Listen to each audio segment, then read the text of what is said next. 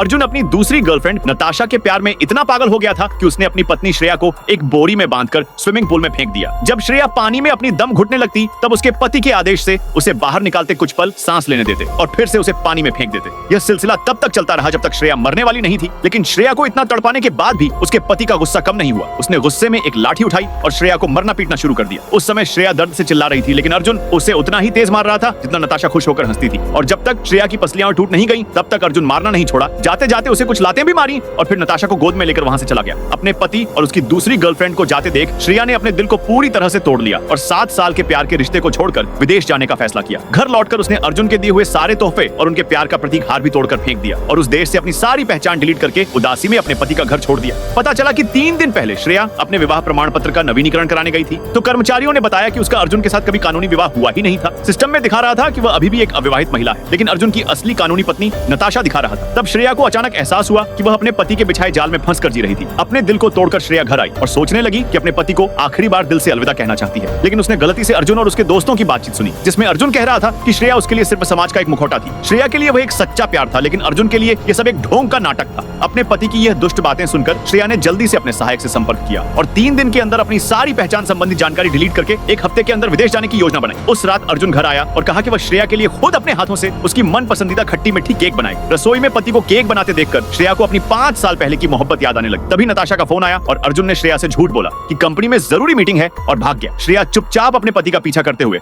अस्पताल पहुंच गई और अस्पताल में अपने पति और उसकी दूसरी गर्लफ्रेंड नताशा को देखा। नताशा ने बताया कि वह बाथरूम में गिर गई थी। ये बात सुनकर उसका पति जैसे हड्डियों के पीछे कुत्ते लगते हैं, उसी तरह वह भी अपनी दूसरी गर्लफ्रेंड के पास भाग कर आ गया। दोस्तों, अभी कहानी खत्म नहीं हुई है। अगर आगे देखना है सब्सक्राइब करके नेक्स्ट पार्ट लिखो।